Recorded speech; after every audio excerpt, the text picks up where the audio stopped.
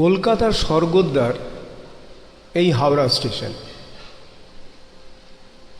এই স্টেশনে আসলে একটা নেক্সাস ভীষণভাবে মনকে আলোড়ন করে। প্রথম স্কুলে যাওয়ার দিন, প্রথম মার ফেল, প্রথম ছুটি হাওড়া থেকে ছেলেবেলার রেল। আমাদের ট্রেনটা ছিল অমৃতসর মেল। এক ধাক্কায় হাওড়া থেকে লখনৌ হয়ে এই ট্রেন আমাদের পৌঁছে দিল লালকুয়াতে।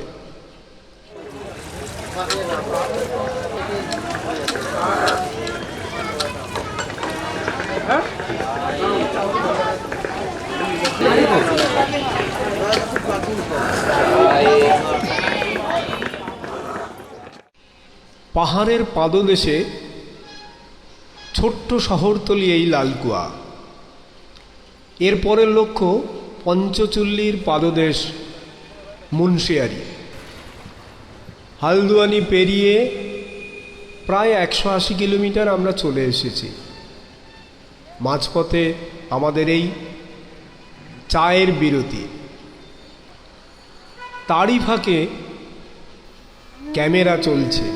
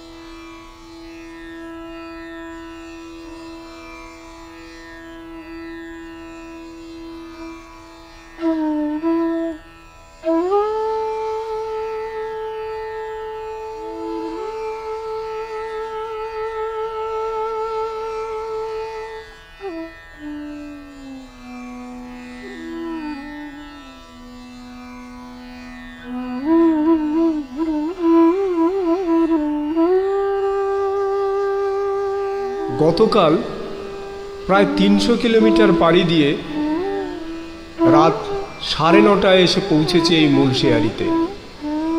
পিথারাগড়া ডিস্ট্রিক্টের একটি উপজেলা এই মুন্সিয়ারি।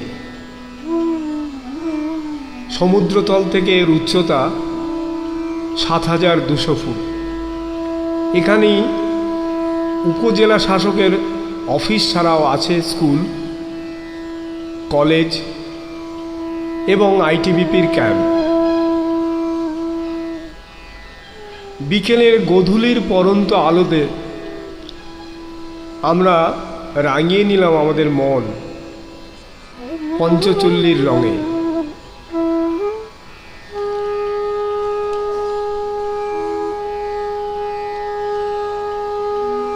দেখতে দেখতে সময় কেটে গেল। পরের দিনের সকালের সূর্যের জন্য আমরা অপেক্ষা করলাম কতক্ষণে পঞ্চচুল্লির পেছন থেকে সূর্য ওঠে। দেখে আমরা খানিকটা অবাক হলাম। আর ভেসে আসলো সেই শ্যামাঙ্গী বর্ষার আনাগোনা। আকাশ ঢাকে শুভ্র মেঘের ডানা।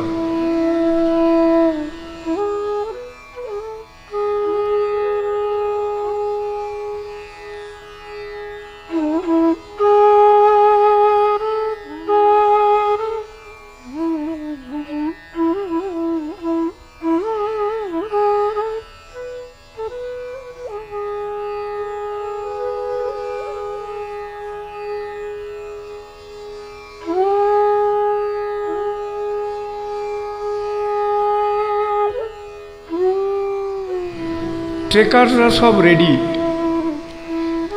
বাঁধা ছাদাও শেষ। আদেশ এলো দলপতির, ভাষাও তরণী। আমরা চলা শুরু করলাম। এই পিচের রাস্তা মুন্সিয়ারি থেকে আরও 15 কিলোমিটার গিয়ে আমাদের পৌঁছে দেবে সরলাপানিতে। এরপরেও হয়তো রাস্তা আরও এগিয়ে যাবে বুকডিয়ার পর্যন্ত। এখন আপাতত আমাদের এই পিচের রাস্তা চলা শেষ হবে সরলাপানিতে। সরলাপানি পৌঁছে আবার সেই যে যার বোঝা পিঠে নামিয়ে নেওয়ার জন্য ব্যবস্থা চলছে। একটু পরেই শুরু হবে আমাদের কাঙ্ক্ষিত মিলাম ট্রেকিং এক্সপিডিশনের যাত্রা শুরু। প্রথম ট্রেকার সুবোধ চলেছে, এরপরে একে একে সুনন্দনরা করতে করতে রানা। আমাদের ডান দিক দিয়েই অনেকটা নিচে বয়ে চলেছে গৌরীগঙ্গা। তার শব্দ খানিকটা ক্ষীণ হয়ে আমাদের কাছে আসছে। সবুজ বনানীর ফাঁকে দেখা যাচ্ছে চিরকে হেঁটে চলেছে একটু খুঁড়িয়ে। তার কারণ ও কলকাতার থেকে সরাসরি যখন মুন্সিয়ারিতে দুদিন পরে আমাদের সাথে এসে মিলিত হয়েছে, মাঝপথে ওর গাড়ি প্রবলেম হওয়ার জন্য ওর একটু পায়ে চোট লেগেছিল। যাত্রীরা চলেছে। বাঁদিকের যে প্রবল বেগে ধেয়ে আসা ঝর্ণাটা আমরা দেখতে পাচ্ছি। সারা বছরই এতে থাকে জল। দেখতে দেখতে আমরা এগিয়ে চলেছি জলের সুন্দর লহরী। কীট পতঙ্গ সবই আমাদের পথসাথী। চলার পথে পড়ল বহুরূপী।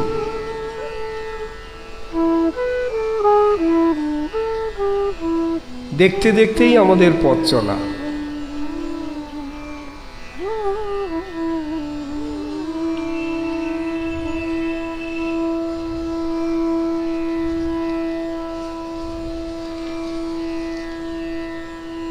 এই হালকা চালে চলার মধ্যে গৌরীগঙ্গার উল্টো দিকে লাস্যময়ী দুগ্ধ সফেন ঝর্ণা। এদের সবারই লক্ষ্য কিন্তু ওই গৌরীগঙ্গা। সবাই এসে বিলীন হয়েছে স্রোতস্বিনী গৌরীগঙ্গায়।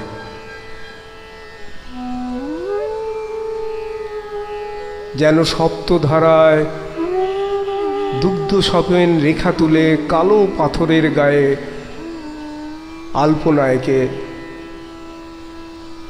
নূপুরের ছন্দ তুলে চলেছে, মিলতে সেই গৌরীগঙ্গায়। আমরা চলি আর দেখি আর থেমে যাই অপূর্ব এই প্রকৃতির সৌন্দর্য। আমাদের রাস্তা ওই একই রকমভাবে একে বেঁকে গৌরীগঙ্গা থেকে ক্রমশ ওপরের দিকে চলেছে। আমাদের পুরো যাত্রী দল, তার সঙ্গে আছে কিছু মালবাহক। রাস্তায় আবার কখন এসে পড়ে এই ধরনের বাঁদিকেই আরেকটি ঝর্ণা। আমাদের পথ আটকে দাঁড়ায় বটে, কিন্তু পিডব্লিউডির তৈরি করা সেই রাস্তার উপর পা রেখে ক্রমশ আমরা আবার এগিয়ে চলি। অপূর্ব দৃশ্য, প্রাক বর্ষার এই সৌন্দর্য আমরা তাড়িয়ে তাড়িয়ে উপভোগ করলাম।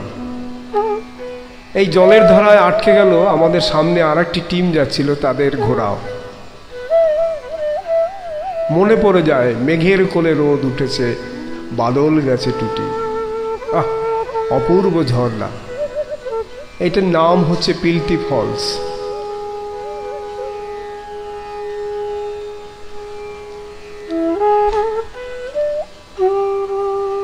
দেখে দেখে মন ভরে যায়, মনে হয় যেন দাঁড়িয়ে দাঁড়িয়ে শুধু দেখি এই জলপ্রপাত।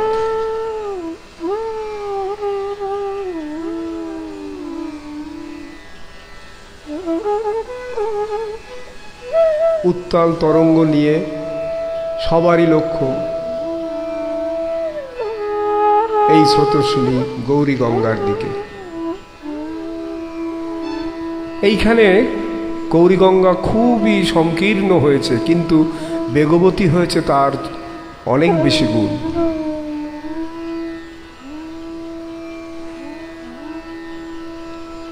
পাহাড় যেখানে সবচেয়ে বেশি কম কেটেছে, ঠিক সেইখানেই তৈরি হয়েছে ছোট্ট একটি সাঁকো। ওই সাঁকো দিয়েই গৌরীগঙ্গার অপর পারের গ্রামকে যোগাযোগ তৈরি করে দিয়েছে। চড়াই ভাঙতে ভাঙতে এক জায়গায় আমাদের বিশ্রাম, তার সঙ্গে উপভোগ করছি গৌরীগঙ্গার স্রোতকে।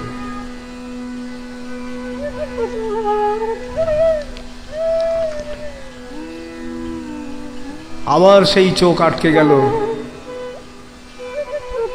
ঝর্ণার দিকে। পাথর কেটে কেটে কেটে কেটে জল শুধু বয়ে বয়ে নিচেই নামছে, নিচেই নামছে।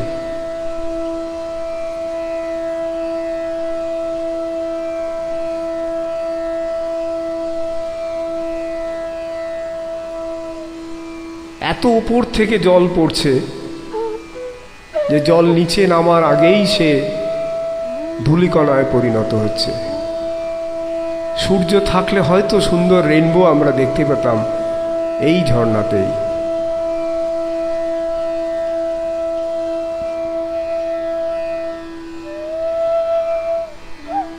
ঝর্ণার জল যতটাই সফেন, শুদ্ধ দুগ্ধ সফেন হোক না কেন, গৌরীগঙ্গা কিন্তু সেই ঘোলা। বহুদূর থেকে সেই মিলাম গ্লেশিয়ার থেকে বরফ গোলা জল নিয়ে আসছে। বর্ষার আগেও কিন্তু তার জল এইরকম ঘোলা।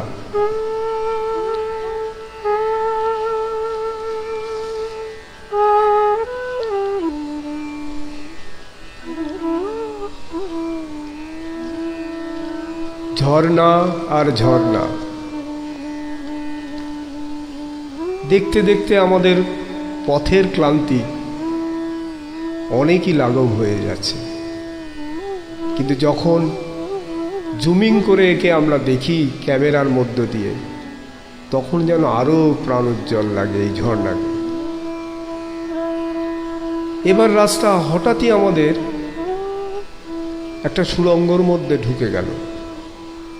প্রকৃতির খেয়ালেই পাথর গড়িয়ে রাস্তায় পড়েছে, আবার সেই প্রকৃতির খেয়ালেই তৈরি হয়েছে তার গুহা।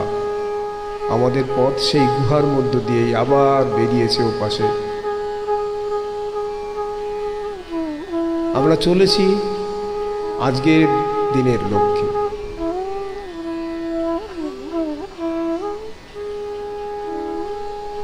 এবার রাস্তা খানিকটা পাহাড়ি বনাঞ্চলের মধ্য দিয়ে।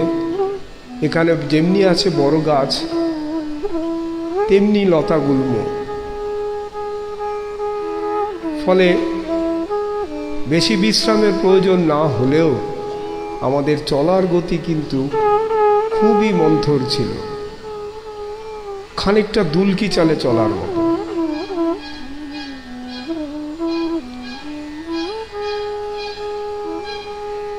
চলেছি সেই বনানীর মধ্য দিয়ে।